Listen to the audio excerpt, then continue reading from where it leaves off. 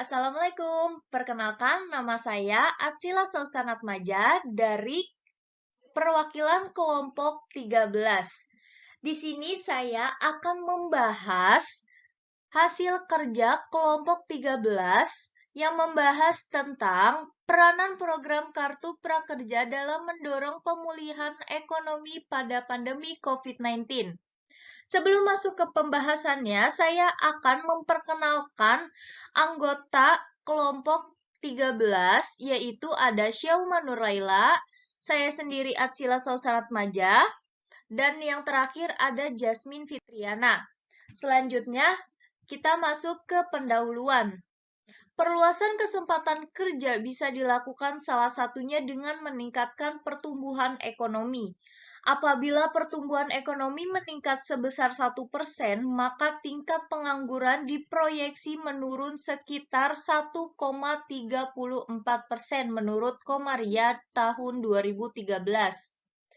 Hal ini sejalan dengan hukum Okun yang menyatakan bahwa adanya kenaikan dari PDB akan mendorong berkurangnya pengangguran menurut Astuti tahun 2016.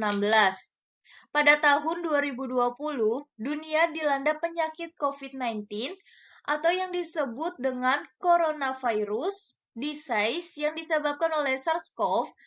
Tugas percepatan penanganan COVID-19 tahun 2020 berdampak pada kurang lebih 2,8 juta tenaga kerja dengan rincian 1,7 juta pekerja formal dirumahkan. 794,4 ribu pekerja formal di PHK. 282.000 pekerja informal yang usahanya terganggu dan 100.000 pekerja migran dipulangkan, menurut Jayani tahun 2020. Selanjutnya, pemerintah memutuskan program Kartu Prakerja dipercepat sebagai salah satu langkah implementasi instruksi Presiden atau yang disebut Inpres. Kartu Prakerja terbuka untuk umum, termasuk yang sudah bekerja. Saat ini diprioritaskan untuk pekerja maupun pelaku usaha mikro atau kecil yang terdampak pandemi COVID-19. Potret kendala yang dihadapi sektor pertanian ini dapat menjadi pertimbangan pemerintah dalam mengelola dampak pandemi COVID-19, terutama dari aspek ketenaga kerjaan. Hal ini dikarenakan pada setiap 1 hektar usaha tani, padi menyerap kurang lebih 88 hari orang kerja dengan kontribusi sebesar 50% terhadap total biaya produksi, menurut Sahara et al. Tahun 2013.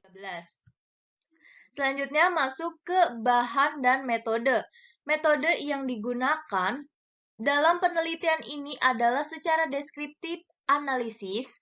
Deskriptif analisis yaitu suatu metode yang memberikan gambaran keadaan dari objek yang diteliti dengan cara mengumpulkan fakta-fakta yang ada. Menurut Rory tahun 2013, data yang digunakan dalam penelitian ini berasal dari Badan Pusat Statistik dan Kementerian Pertanian. Selanjutnya ada tujuan. Tujuan analisis deskriptif ini terbagi menjadi 2, yaitu untuk menjabarkan kontribusi pertanian terhadap pendapatan domestik bruto dan penyerapan tenaga kerja. Yang kedua, melakukan simulasi asumsi beberapa pos anggaran Kartu Prakerja yang akan dialokasikan untuk intensifikasi pertanian.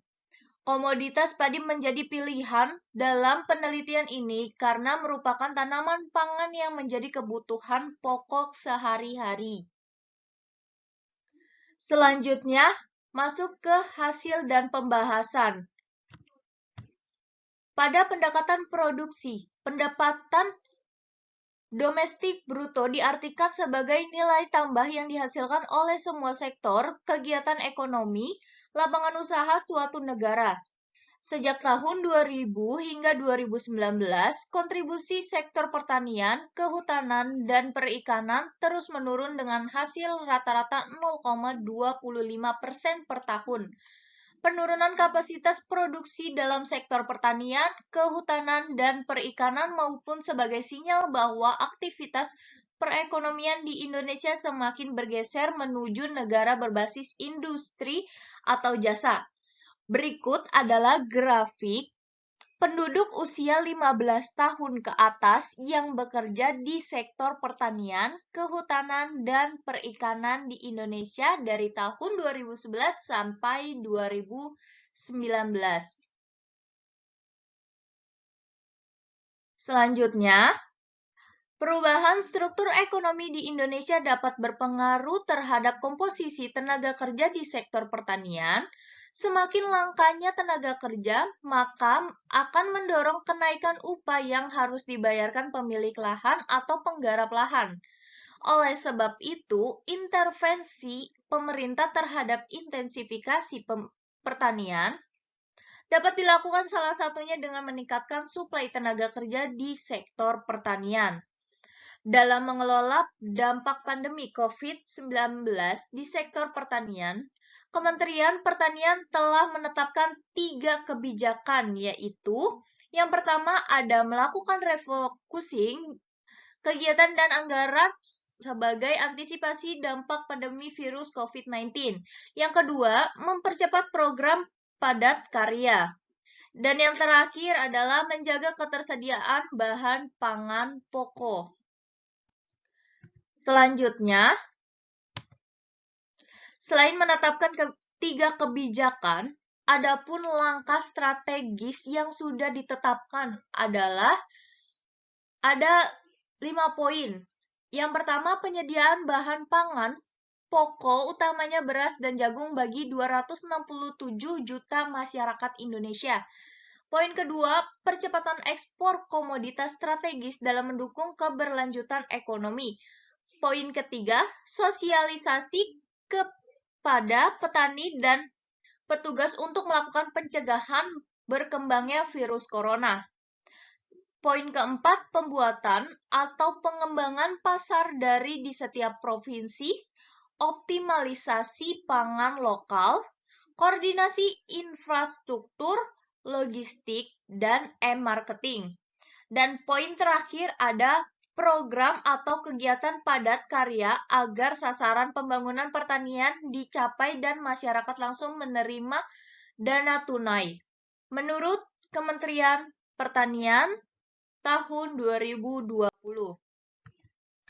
Selanjutnya, total dana 5,6 triliun rupiah diberikan oleh pemerintah kepada penyelenggara pelatihan atau dengan kata lain 1 juta rupiah untuk satu peserta pelatihan. Kemudian tersedia dana 840 miliar rupiah sebagai insentif dan pemerintah untuk pengisian survei kebekerjaan selama 3 kali dalam 3 bulan. Terakhir, disediakan dana Rp600.000 per bulan selama 3 bulan kepada peserta yang mengikuti pelatihan. Selanjutnya masuk ke kesimpulan. Percepatan realisasi Kartu Prakerja di tengah masa pandemi COVID-19 ini merupakan salah satu upaya pemerintah dalam mengelola dampak dari pandemi. Cara kerja Kartu Prakerja ini sebagai pemberian dana intensi pelatihan. Hal ini tidak berbeda seperti bantuan langsung tunai. Dalam intensifikasinya, intensifikasi pertanian dan menjadi salah satu realokasi anggaran Kartu Prakerja tersebut. Terdapat 2 simulasi realokasi anggaran dalam sudut pandang ketenagakerjaan. Yang pertama, ada 50% pengurangan anggaran untuk lembaga pelatihan dan realokasi seutuhnya untuk intensif survei kebekerjaan. Yang kedua, 100% realokasi dana untuk survei kebekerjaan. Jika 100% realokasi ini dilakukan, maka tenaga kerja terserap secara efektif. Dampak positifnya yaitu ketersediaan bahan pangan akan melimpah dengan harga yang terjangkau. Oke, Itu saja yang bisa saya sampaikan dari perwakilan kelompok 13. Jika ada pembahasan yang kurang jelas atau salah-salah kata, mohon maaf. Sekian dari saya, perwakilan kelompok 13. Wassalamualaikum warahmatullahi wabarakatuh.